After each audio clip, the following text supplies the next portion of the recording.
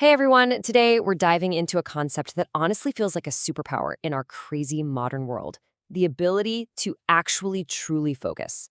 We're breaking down Cal Newport's deep work, which is pretty much a survival guide for getting things done when everything is trying to distract you.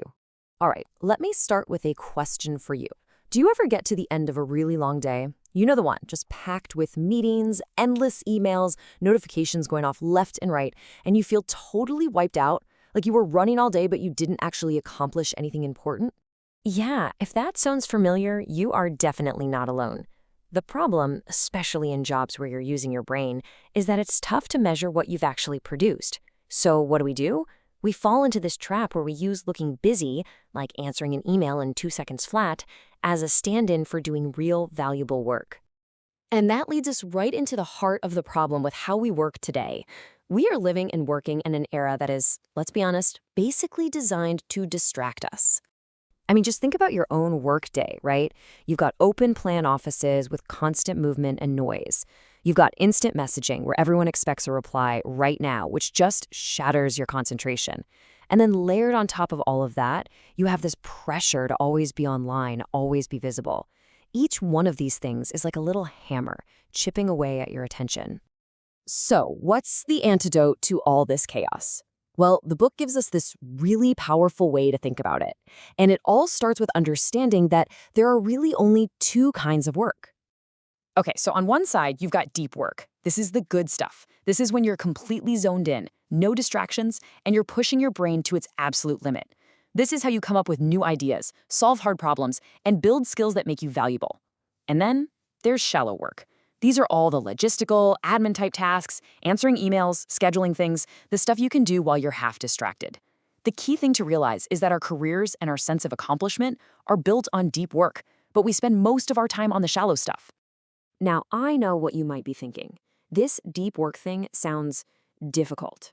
And you're right, it can be. But the payoff for making this a habit?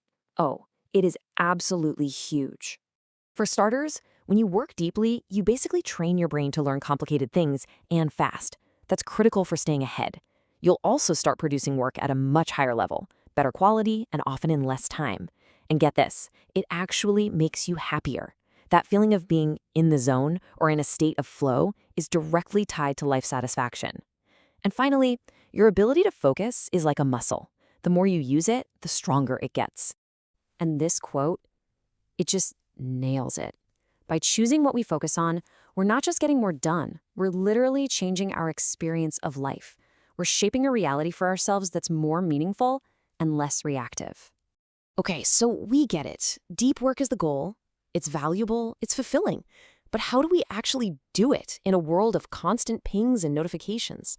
Well, thankfully, Newport doesn't just diagnose the problem. He gives us a clear 4-rule framework to follow. So here's the game plan. Rule 1, work deeply. This means you have to be intentional and make it a regular practice. Rule 2, embrace boredom. This is all about retraining your brain. Rule 3 is a bit controversial. Quit social media, or at the very least, be absolutely ruthless about how you use it. And finally, Rule 4, drain the shallows. This means actively fighting to reduce all that low-value busy work. Let's dig into that first rule for a second, because there's a really interesting paradox here. To work with more intensity, you actually have to schedule your downtime. Having a strict shutdown ritual at the end of the day where you completely unplug from work isn't lazy. It's what lets your brain recover and recharge, which makes your next deep work session that much more powerful. And that leads right into the next rules. See, if you want to be able to focus for hours at a time, you have to stop constantly feeding your brain a diet of on-demand distraction. Resisting that twitchy urge to grab your phone every time you're in line at the grocery store, that's like doing a rep at the gym for your focus muscle. And let's face it, the biggest source of that urge is social media, which Newport says we should treat like any other tool. Ask yourself, does this give me a massive, clear benefit for my most important goals? If not, it's probably not worth the cost to your attention. Okay, so theory is great, but let's get practical. How do we start putting this into action? Let's zoom in on Rule 4, drain the shallows, because that's where most of our day just seems to evaporate. And one of the best ways to fight back is a technique called time blocking. Now, that might sound a little extreme, I get it, but the goal isn't to be a robot. The goal is to be intentional. By giving every single minute a job ahead of time, you stop letting your day get hijacked by whatever new email or request happens to pop up. And here's what that actually looks like. You literally block out your day on a calendar, assigning specific tasks to specific chunks of time. See how deep work gets this big protected block? And all the shallow stuff, like checking email, gets bundled together in its own little box, so it can't bleed over and ruin your focus. But look, life happens, right? No day ever goes exactly according to plan, and that's totally okay. The point isn't to follow the schedule perfectly. It's to always be thinking intentionally about your time. When an interruption happens, you just take a minute, look at your plan, and consciously decide how to adjust the rest of your day. And here's a really simple trick to stay motivated. Keep score. You don't need a fancy app or anything complicated, just a simple piece of paper where you put a check mark for every hour of deep work you complete. It acts as this powerful, visible reminder that you're making progress, which keeps you in the game.